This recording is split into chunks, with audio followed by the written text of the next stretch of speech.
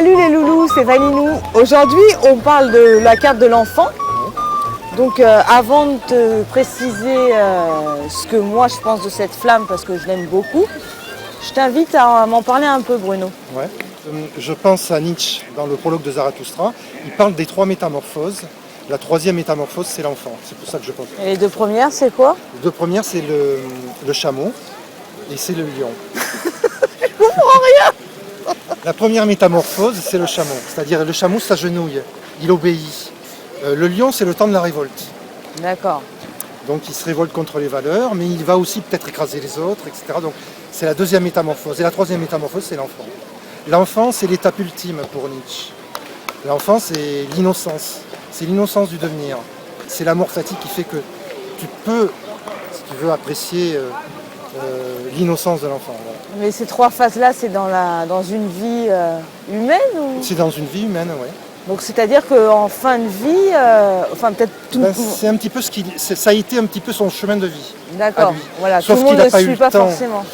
Voilà, sauf qu'il n'a pas eu le temps d'être totalement, si tu veux, dans la troisième étape, en ce sens où il est devenu fou, il devait avoir à peu près une quarantaine d'années, donc... D'accord. L'enfant, là, il est sur un flamant rose. Oui. Et le nom scientifique du flamant rose, attachez-vous bien, c'est Phoenicopterus rosae. Donc c'est les ailes pourpres roses. Donc c'est de la même famille que le phénix en fait.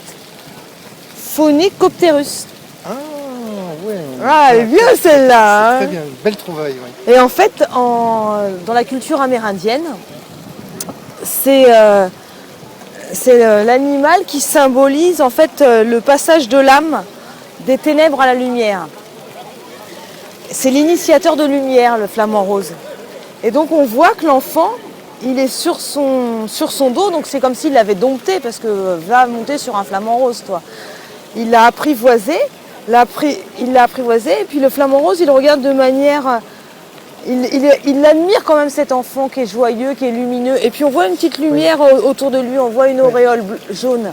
Oui, l'enfant, il est porté là par le. Il est porté, par mais le flamant rose. le flamant rose, il se laisse dompter. Ouais. Et il se laisse monter sur le dos quand même. Il a l'air de lui dire à l'enfant, arrête de bouger, sinon tu vas tomber. Peut-être, ouais, c'est ça. Arrête de danser. Voilà, il Arrête de danse, jouer. il chante, et puis en fait, il y a toutes ces couleurs arc-en-ciel là. Les couleurs, elles se transforment en nuages au fur et à mesure. Et l'arc-en-ciel, il y a les 7 couleurs de l'arc-en-ciel. C'est le prisme de la lumière. Donc en fait, il est tellement lumineux qu'il a toutes les couleurs en lui. Et donc, petite escapade aussi, parce que j'aime beaucoup Star Wars. Le nom de l'enfant, c'est Anadi. Ouais. Et le nom de Dark Vador, quand il est donc le ténébreux, quand il est jeune, c'est Anakin. Et leur nom de famille, c'est Skywalker. Skywalker, ça veut dire celui qui marche dans le ciel. Donc l'enfant qui marche dans le ciel, ça me fait penser vraiment à Star Wars. Et après, bon, il y a la boucle est bouclée avec la Matka et on retourne voir l'ancêtre qui est l'incompatible. Donc pour moi, il y a comme une incompatibilité entre donc l'ancêtre et l'enfant. Oui. Mais il y a une compatibilité entre l'enfant et l'ancêtre fou. Oui. Donc en fait, ça me fait penser à cet aspect lumineux, ténébreux qu'on peut avoir dans l'ancêtre, et lumineux qu'on peut avoir dans l'enfant, et lumineux qu'on peut avoir aussi dans l'ancêtre fou, et ténébreux qu'on peut avoir dans l'enfant fou aussi, quoi. Mm-hmm. Donc moi, ça m'évoque ça.